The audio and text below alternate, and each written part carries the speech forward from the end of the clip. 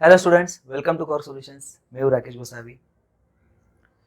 पिछले कुछ दिनों से मैं लेक्चर रिकॉर्ड नहीं कर पाया था। कुछ 4-5 दिन छुट्टी और मेडिकल इमरजेंसी, थोड़ा सा मतलब बीमार था मैं और मेरी फैमिली मेम्बर्स। तो इसकी वजह से लेक्चर रिकॉर्ड नहीं कर पा रहे, तो उसके लिए सॉरी बच्चों। तो अभी हमने हमने सीरीज स्टार्ट की थी 100 most important physics lectures. Okay, तो उसके 7 लेक्चर्स हमने किए थे। अभी 8वां लेक्चर हम स्ट्रक्चर ऑफ एटम और न्यूक्लियाई का कंटिन्यू करेंगे। Structure of atoms and nuclei, इसमें हमने आइटम्स का पार्ट कंप्लीट किया है, जिसमें Bohr's, postulate, Lyman series, Balmer series वगैरह वो सारी चीज़ें हमने पढ़ी है। देन न्यूक्लियस में भी हमने बाइंडिंग एनर्जी पर न्यूक्लियॉन, देन बाइंडिंग एनर्जी से रिलेटेड जो भी चीज़ें लाइक न्यूक्लियर फ्यूजन, ये सारी चीज़ें हमने की है। अगर आपने वो लेक्चर्स नहीं देखे तो आप वो लेक्चर्स देख सकते हो प्लेलिस्ट में जाके। आज हम लोग कंटिन्यू करेंगे जो कि हमारा न्यू टॉपिक रहेगा, यस, डीके लॉ या फिर डिसइंटीग्रेशन लॉ। तो लेक्चर स्टार्ट करने से पहले अगर आपने चैनल को सब्सक्राइब नहीं किया तो चैनल को सब्सक्राइब कीजिए और अपने दोस्तों के साथ ये वीडियो लाइक करके ज़रूर शेयर कीजिए। और साथ ही साथ हमारे जो लिंक्स है, मतलब टेलीग्राम लिंक है, इंस्टाग्राम है, इनको आप ज्वाइन कीजिए ताकि आप हमसे कनेक्टेड रह सकते हो। टेलीग्राम तो बहुत इंपॉर्टेंट है, क्योंकि अगर आप टेलीग्राम चैनल पे हमारे ज्वाइन होते हो तो आपको बहुत सारी इन्फॉर्मेशन मिलती रहेगी। साथ ही साथ हम सीईटी का जो भी टेस्ट सीरीज देते हैं वो भी आपको वहाँ पे फ्री मिलता रहेगा। उसकी भी लिंक नीचे डिस्क्रिप्शन में दी गई है। तो चलो बच्चों, हम लोग स्टार्ट करते हैं डीके लॉ। अभी डीके लॉ जो होता है, ओके, जैसे हमने देखा था न्यूक्लियर फ्यूजन या फ्यूजन, मतलब जो भी न्यूक्लियस रहते हैं, ओके, वो क्या होते हैं, वो कन्वर्ट हो जाते हैं स्टेबल होने के लिए, राइट। फ्यूजन फ्यूजन ऐसे अलग अलग रिएक्शन हमने देखी थी। तो कोई भी एक, जैसे यूरेनियम का एक न्यूक्लियस था जो थोरियम में कन्वर्ट हो गया। मान लो कोई भी जैसे 100 न्यूक्लियस है, ओके,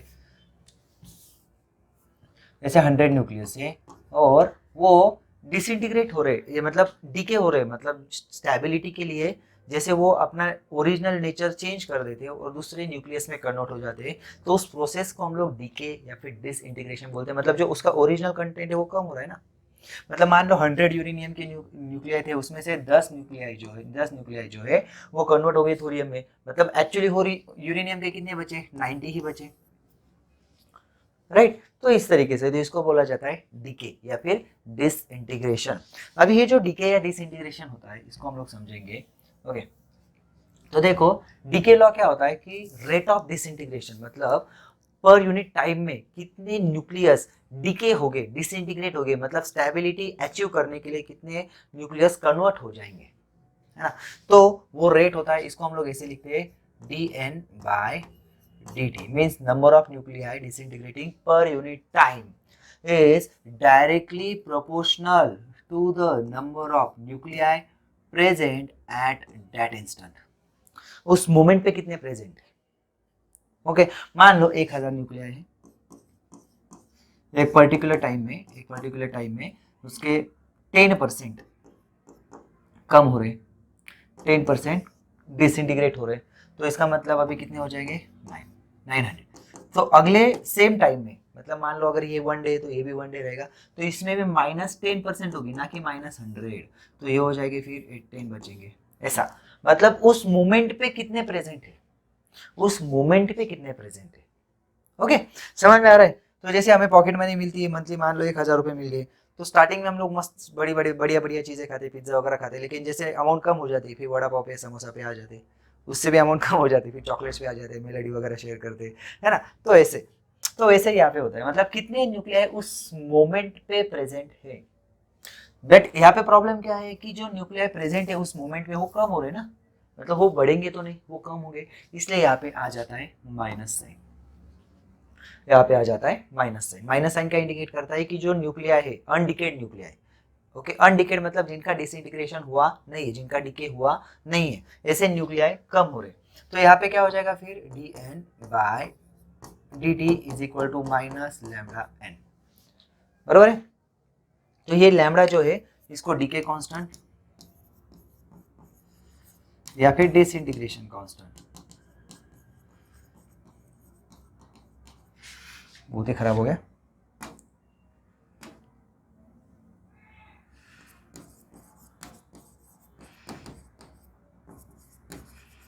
डिसइंटीग्रेशन कांस्टेंट बोलते हैं। ओके, तो यहाँ पे जो डीके लॉ मैं यहाँ पे बताने वाला हूँ ये बहुत ही इंपॉर्टेंट है। जिन जिन बच्चों का मैथ्स है उन्होंने शायद से डिफरेंशियल इक्वेशन में ये पार्ट पढ़ा होगा, वहाँ पे भी थोड़ा सा पार्ट है।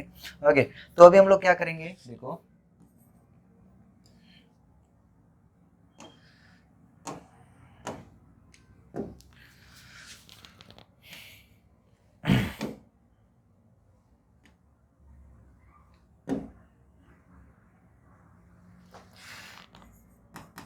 dn upon n is equal to minus lambda dt। हम लोग क्या करेंगे, इंटीग्रेट कर लेंगे, इंटीग्रेटिंग ऑन बोथ साइड्स। तो मतलब क्या हो जाएगा फिर यहाँ पे देखो, यहाँ पे करेंगे integration 1 upon n dn is equal to lambda constant है इसलिए हम लोग इसको इंटीग्रेशन के बाहर लिखेंगे dt, बराबर है। फिर यहाँ पे 1 अपॉन n का इंटीग्रेशन क्या हो जाता है, लॉग ऑफ n, राइट। यहाँ पे हम ln लिखते हैं क्योंकि नेचुरल लॉग रहता है, माइनस लैम्डा t प्लस हो गया c। अभी c की वैल्यू हमें निकालनी है, तो हम लोग क्या करेंगे, at t is equal to 0, मतलब इनिशियली जो नंबर ऑफ न्यूक्लियर रहेंगे वो हम लोग मेंशन करेंगे n इज n नॉट, क्योंकि इनिशियली कितने हो तो हमें पता रहेंगे ना, तो हम लोग यहाँ पे लिखेंगे। तो क्या हो जाएगा फिर, ln of n naught is equal to minus lambda into 0 plus c, मतलब c की वैल्यू आ गई ln नॉट, तो ये वैल्यू हम लोग यहाँ पे पुट कर देंगे, राइट। तो फिर क्या हो जाएगा, यस देखो ln of n is equal to minus lambda t into ln of n naught, right. log of n is equal to minus lambda t plus log of n naught, right. तो हम लोग क्या करेंगे, इसको यहाँ पे ले लेंगे, so log of n divided by log of n naught is equal to minus, sorry गलती हो गया,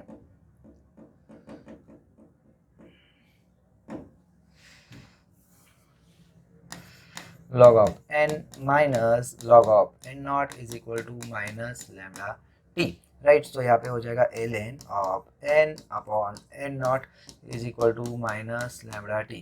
तो ये यहाँ पे ln का मतलब क्या होता है, log to the base e n upon n naught is equal to minus lambda t। तो इसका मतलब क्या हो जाता है, e रेस टू, है ना, n upon n naught is equal to e raise to minus lambda t, right.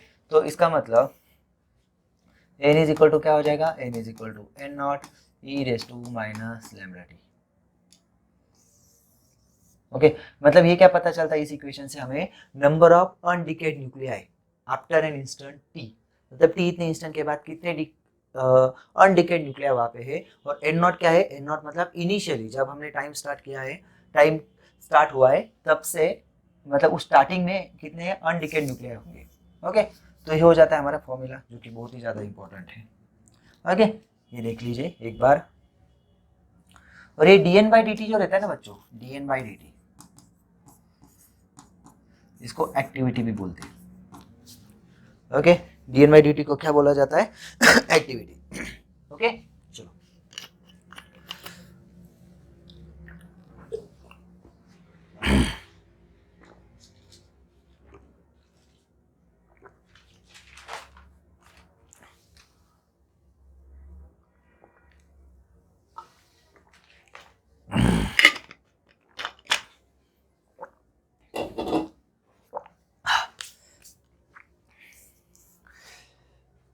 अभी एक्टिविटी का यूनिट होता है बेक्वेरेल, ऐसा यूनिट जो होता है बेक्वेरेल। तो 1 बेक्वेरेल मतलब क्या होता है,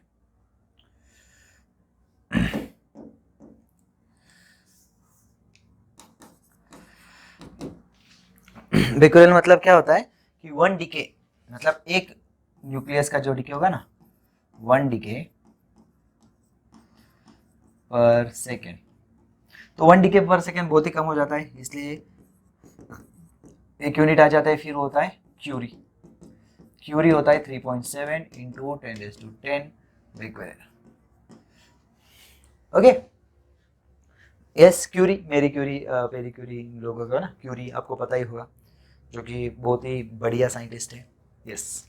चलो अभी फिर एक और इम्पोर्टेंट टॉपिक आता है जिसको हम लोग बोलते हैं हाफ लाइफ पीरियड।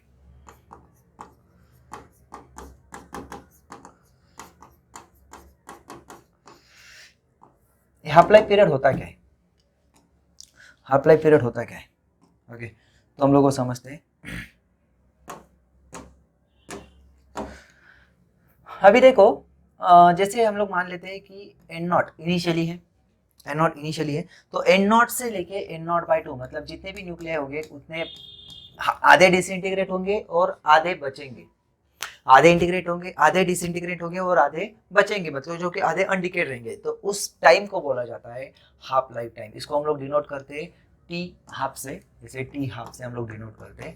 ओके, मतलब टी हाफ के बाद क्या हो जाता है, जितने भी न्यूक्लियाई उसमें से आधे डिसइंटीग्रेट हो जाते हैं और आधे बचते हैं। ओके, मान लेते हैं हम लोग 1000 न्यूक्लियाई है। टी हाफ के बाद कितना हो जाएगा, फिर टी हाफ के बाद हो जाएगा 500, 500 डिसइंटीग्रेट हो जाएंगे, 500 बचेंगे, बराबर है। फिर अगले टी हाफ के बाद क्या हो जाएगा, 250 बचेंगे, 250 चले जाएंगे, बराबर है। अगले टी हाफ में क्या होगा, 125 बचेंगे, 125 निकल जाएंगे। मतलब क्या हो जाता है, हर हाफ लाइफ टाइम के बाद, हर हाफ लाइफ पीरियड के बाद आधे न्यूक्लियर, जितने भी न्यूक्लियर उस इंस्टेंट में हाफ लाइफ पीरियड के बाद आधे डिसइंटीग्रेट हो जाते हैं, आधे अनडिकेट होते हैं, उस टाइम को बोला जाता है हाफ लाइफ टाइम। तो उसकी वैल्यू हमें कैलकुलेट करनी है, तो हम लोग वो भी करेंगे। यस, हमने यहाँ पे कुछ इक्वेशंस लिखे थे, राइट, यहाँ पे कुछ इक्वेशन लिखे थे। चलो ये इक्वेशन लेते हैं हम लोग, ln of n upon n naught, ln of n upon n naught is equal to minus lambda T. Okay, अभी हम लोग क्या करेंगे, if t is equal to T half, मतलब t अगर हाफ लाइफ टाइम है, मतलब हाफ लाइफ टाइम पीरियड के बाद क्या होगा, हाफ लाइफ टाइम पीरियड के बाद होगा number of nuclei will be n naught by 2, बराबर है। तो ये वैल्यू हम लोग यहाँ पे डाल देंगे, तो क्या हो जाएगा, ln यहाँ पे हो जाएगा n naught by 2 upon n naught is equal to minus lambda T half, बराबर है। तो ये हो जाएगा log of 1/2 minus lambda into T half, right. फिर यहाँ पे क्या हो जाएगा, yes, log of 2 is equal to lambda into T half, right. तो log of 2 to the base e, बराबर है। तो इसकी वैल्यू होती है 0.693 लैम्डा इंटू टी हाफ। ये वैल्यू कैसे ढूंढनी है, तो आप एक काम करो, log ऑफ 2 लॉग टेबल से देख सकते हो, वो बेस 10 होता है, उसको 2.303 से मल्टीप्लाई करना है, जैसे आपने केमिस्ट्री में सीखा होगा ना, 2.30 एनआरटी ऐसी कुछ तो इक्वेशंस होती है, राइट। तो ये हो जाएगा 0.693 अपॉन लैम्डा। ये होता है हाफ लाइफ टाइम का फॉर्मूला, जो कि बहुत ही ज्यादा इंपॉर्टेंट है। ओके, चलो आप लोग देख सकते हो, नोट कर सकते हो।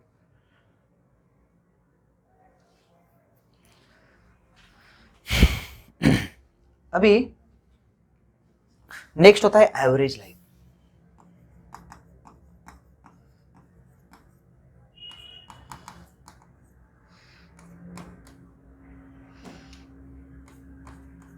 एवरेज लाइफ को टाउ से डिनोट किया जाता है। टाउ पता होगा, जो टॉर्क के लिए हम लोग सिंबल यूज करते हैं, उस टाइप का वही सिंबल। ओके, तो टाउ से डिनोट किया जाता है। अभी ये टाउ कैसे निकाला जाता है, ओके। तो एवरेज लाइफ मतलब क्या हो सकता है, हमें तो पता है एवरेज लाइफ मतलब कि पूरे मॉलिक्यूल डिसइंटीग्रेट होने के लिए, तो हमें पता है, अगर हम लोग प्रैक्टिकली सोचेंगे तो हाफ लाइफ टाइम के हिसाब से, मतलब देखो हमने किया था 1000, 1000 के बाद 500, 500 के बाद 250, 125, ऐसे करते करते करते जीरो होने तक इनफाइनाइट टाइम लग सकता है। ओके, तो उसके लिए एक अलग से फॉर्मूला यहाँ पे डिजाइन किया गया है, इंटीग्रेशन मैथमेटिकली यहाँ पे डिजाइन किया गया है कि अगर हम लोग देखेंगे टाउ मतलब half life, sorry average life is equal to क्या हो जाएगा, यहाँ पे हमें क्या करना है, नॉट मॉलिक्यूल्स डिसइंटीग्रेट करने, बराबर है। तो ये हो जाएगा 0 टू इन्फिनिटी, 0 टू इन्फिनिटी, ये हो जाएगा देखो lambda naught N, sorry lambda into N naught, okay, then उस t e raise to minus lambda t dt, okay. क्योंकि यहाँ पे t से लेके t प्लस डी टी इतने टाइम में, मतलब t से लेके t प्लस डी टी में कितने मॉलिक्यूल डिसइंटीग्रेट होंगे, n naught lambda n naught e raise to minus lambda t dt, बराबर है। इतने मॉलिक्यूल क्या होंगे वहाँ पे डिसइंटीग्रेट होंगे, डीके होंगे। तो यहाँ पे हम लोग क्या करेंगे, इसको सिंप्लीफाई करना नहीं है, इसको सिंप्लीफाई करना नहीं है, ओके। मैथ्स के बच्चे कर सकते हैं, हम लोगों को नहीं करना है, फिजिक्स में तो बिल्कुल भी नहीं करना है। तो इसको हम लोग एन नॉट तो कैंसिल हो जाएगा, राइट। यहाँ पे आंसर आएगा lambda 0 to infinite, okay, T E raise to minus lambda T dt, इसका आंसर आ जाता है 1/λ। तो यहाँ पे हम लोग सिंप्लीफाई बिल्कुल भी नहीं करेंगे, लेकिन हमें पता है कि यार यहाँ पे हमने देखा था t half is equal to 0.693/λ, but 1/λ is half average life. तो यहाँ पे हम लोग लिख सकते हैं t half is equal to 0.693 into tau. ये रिलेशन हमारे लिए इंपॉर्टेंट है। ओके, एकदम सिंपल। तो यहाँ पे हमने समझना है कि डीके क्या होता है। यस बेटा, फिर से एक बार थोड़ा सा रिवाइज करते हैं। डीके मतलब क्या होता है कि कितने रेट से मॉलिक्यूल न्यूक्लियाई जो है वो डिसइंटीग्रेट होंगे। वो किसके ऊपर डिपेंड है, number of nuclei present at that instant. जिस मोमेंट में हम लोग स्पीड चेक कर रहे हैं उस मोमेंट पे जितने भी मॉलिक्यूल न्यूक्लिया वहाँ पे अनडिकेड है उनके नंबर्स पे। ठीक है, फिर हमने ये रिलेशन यहाँ पे निकाला जो कि बहुत ही इंपॉर्टेंट है, n is equal to n0 into E raise to minus lambda T. Okay, फिर हाफ लाइफ टाइम मतलब क्या होता है कि आधे न्यूक्लियाई, मॉलिक्यूल्स बोल रहा हूँ गलती से, क्या मॉलिक्यूल्स आ रहा है पता नहीं। ओके, तो आधे न्यूक्लियाई डिसइंटीग्रेट होने के लिए जो भी टाइम लगता है उसको बोलते हैं half life time. Okay, then average life का एक सिंपल फॉर्मूला हमें बस ध्यान में रखना है, T half is equal to 0.693 into average life. Okay, yes, चलो।